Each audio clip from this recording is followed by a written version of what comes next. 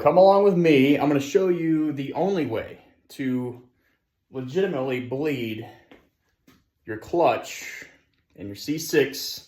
This is a 2006 C6 manual 6. It's been some late nights working on this sucker. It's a whole big thing. So cam swap, all that good stuff. But today we're going to focus on the clutch, the system bleed. All right, so in preparation for this job, you want to get you a vacuum bleeder if you're single and alone like me. Some thread sealant, some Permatex stuff. I like using Mega Tape. I'll show you what that's for in just a second. Basically, we're gonna seal the threads on the bleeder valve, just the threads. Not to seal it, because it's a cone seal, so we're not using the tape to seal off the brake fluid or the hydraulic fluid for the clutch. That's so that we can pull a better vacuum when we're remote bleeding it. Otherwise, it sucks air around the threads. It doesn't give quite a positive seal, and it makes for a little bit more difficult time bleeding. You're gonna need a 9mm open end wrench or a line wrench if you can find one, but this seems to work just fine. All right, so step one. Get a subframe lowered down, loosen up all four, even though the front won't come down that easy. You're taking your steering rack out, to do this job anyway, for like a cam swap, stuff like that. You're gonna lower the subframe anyway.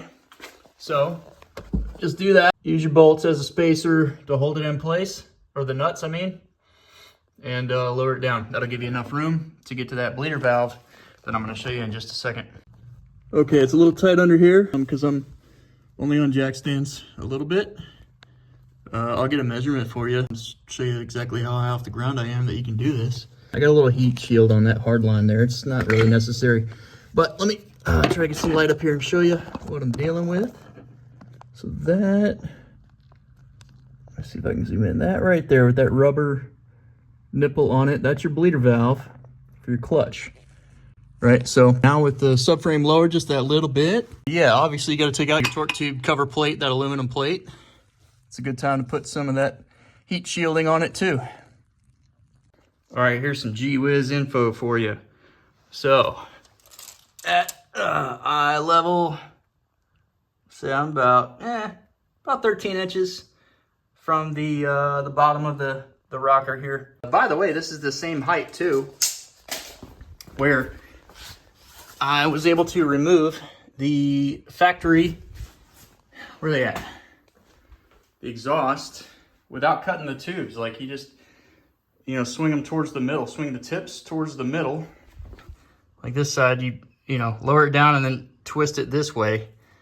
And then the over axle section will come right out. So I don't know why people are cutting their stuff up. Okay, so I've covered it in that thread sealant and then some Mega Tape and then some more thread sealant on top. Do not cover that hole. Oh, no. That's the only way your hydraulic fluid is going to be able to bleed out. Don't cover the hole. All right, so now it's going to take some finagling, and it is pretty tough. I'm not going to lie. You got to have some pretty dexterous fingers. You're going to use 2 fingers, and you're going to do one of these to get it up in there. And it does take some contortioning with your arm backwards, and you might have to break your elbow, and then you go to the doctor and get that fixed later. All right, success. Now let me see if I can get up in here, show you what I'm dealing with. Okay, so now that I've got a boxed end wrench, the 12-point side on the bleeder valve, I can crack it and tighten it while it stays on there. Put our vacuum line on there and pull vacuum. Now, importantly, what you want to do is, same thing with brakes. Maybe it's a little OCD, I don't know. But start your vacuum and then crack it open. Watch for fluid. And then close it and then stop your vacuum. You want to have your vacuum on at the beginning and end of your opening events. Okay, a couple considerations for you. I suggest rigging up a brake clean can with vacuum hose so that you can reach up in there, point it into that hole where your bleeder valve is, and clean out all that brake fluid that is inevitably going to leak out from your bell housing. Don't freak out. that shouldn't come in contact with your clutch or anything like that, but I like to spray it all out as much as I can, and then I'll get a little camera and view up in there and make sure there isn't any, you know, slick, oily spots. Also, you wanna have a plan in place. Have all your stuff set up with your tape, your sealant, and when you take that out and put it back in, it's kind of hard to tell because that fluid is very clean. But you want to work fast enough that you don't, you know, leak all this down and then have to bleed your master and the slave and everything. I made it just in time. All right, so let's see what we got going on. Again, like I said, you want to get your 4 uncles. That's just the one I got from Amazon, the brake bleeding system. I'm going to go underneath here in just a second. I'm going to show you exactly how I hook it up. And I'm going to show you me operating it if I can get my 3rd arm up there to actuate stuff and break the bleeder like I need to. But hey, shout out to Dad. He drew up a little design, you know, basic fluid dynamics, some physics here going on. So I got this came with this 4 uncles kit, right? So this is designed so that you can have this valve right there closed, fill it up with fluid, flip it upside down, stick it in your reservoir, and then you open that valve, and now you've got all this extra fluid, and this is not going to overflow. It's only going to top up once it gets below that opening, just like your cat or dog feeder or waterer deal. So I don't have to keep coming up and down, up and down, up and down, because as you know, I am the single lone wrenchman here in the garage. And if you're like me, you don't like getting up and down, and you ain't got nobody to holler at to say, come on, fill it back up, Ethel.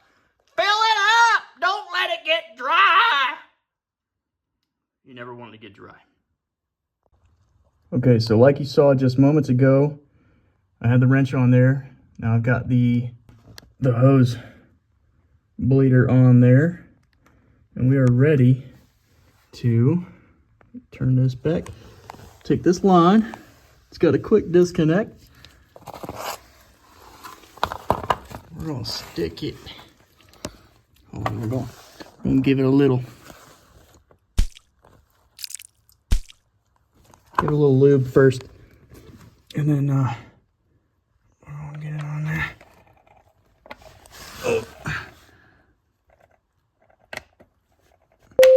Oh yeah, popped in nice. So we got our air hose coming from our compressor. I got the pressure set to about 90 pounds because this works from about 40 to 170. We don't want to suck the tits out of this thing because it's only a little nipple. So, you know, I think 90 pounds is going to be just good. We're going to suck a bunch of fluid out of this sucker. Hopefully we get a solid, nice, clean stream coming through there. I just want to double check my work, basically. This is why I'm doing this, to make this video for y'all, so that you can have the confidence to do this yourself, by yourself alone, and eliminate phrases such as, gosh dang it, can you not hold the light right? Or, pump it, hold. You know, things like that. All right, you got to forgive me here. I got the camera kind of mounted up backwards. And this is how I got my arm in here, backwards. So I got my hand on the wrench, and I got my left hand down here on the bleeder, the vacuum pump actuator. So I'm going to turn my vacuum on slowly, and I'm going to crack bleeder, and we should start seeing some fluid come out here.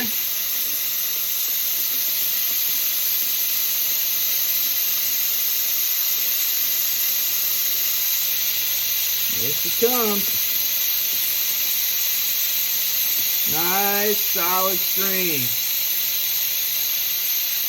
Air bubbles.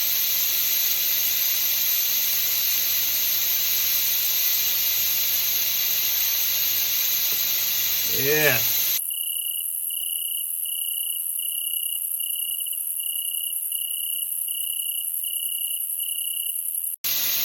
I can see it's still flowing,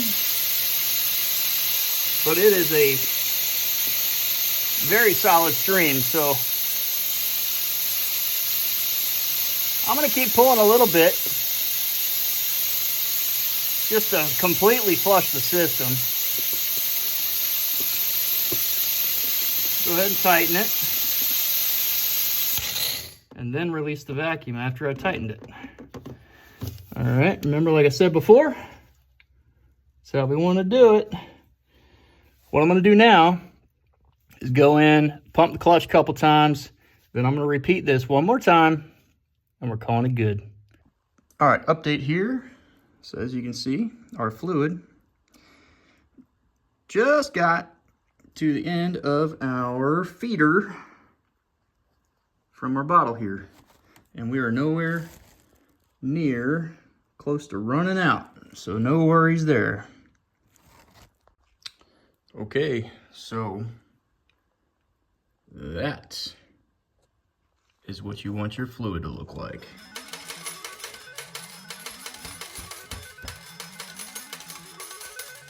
Good to go.